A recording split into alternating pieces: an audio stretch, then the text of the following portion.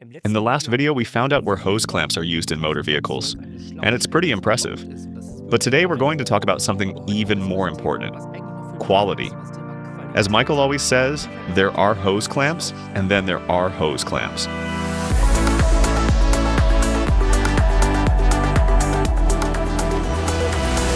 For us in the workshop, quality is not a luxury, but extremely important. After all, we don't want any complaints afterwards. There are over 100 connecting elements in every vehicle, whether it's the cooling system, the charge air system, or the exhaust system.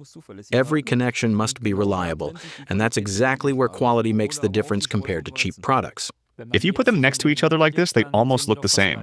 But you're telling me the difference is in the details?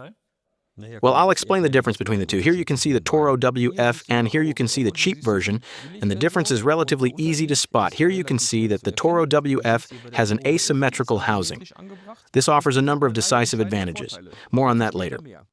And the non-NORMA version is mounted in the middle. One of the main differences is that it has rounded band edges. The cheap version has really sharp edges. I could cut myself on it here, but more importantly, this is where the hose sits. And when the hose moves, the clamp could cut into it. And a hose like that isn't just off-the-shelf material, it's a specific component that can get quite expensive, right? Yes, a molded part like this is not cheap.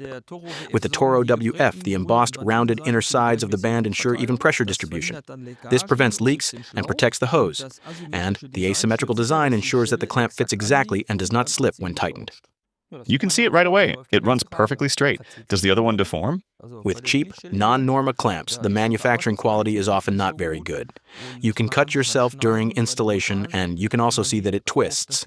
Sometimes you end up spending twice as much time dealing with it compared to a quality clamp. And time, as we all know, is money. In the end, people often save on quality.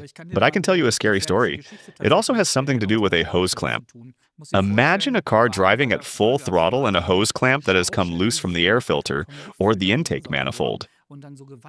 And then it basically moved around and got stuck behind the throttle cable in the full throttle position. My father, who was driving, reacted quickly and turned off the engine. He reset the ignition to prevent the steering wheel lock from engaging.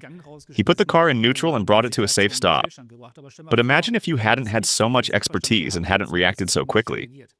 That story must be from quite a while ago because modern vehicles don't even have throttle cables anymore. Everything is electronically controlled now, so nothing can jam mechanically, even if a hose comes loose. But there are also much less spectacular breakdowns. For example, a hose clamp on the turbocharger can come loose, then you suddenly lose power or the vehicle just stops. We've been talking a lot about quality parts versus cheap products. But did you know that some DIY enthusiasts are already using 3D printed hose clamps? There are printable templates available online. I figured you were a DIY guy. I've seen things in the workshop that you wouldn't believe.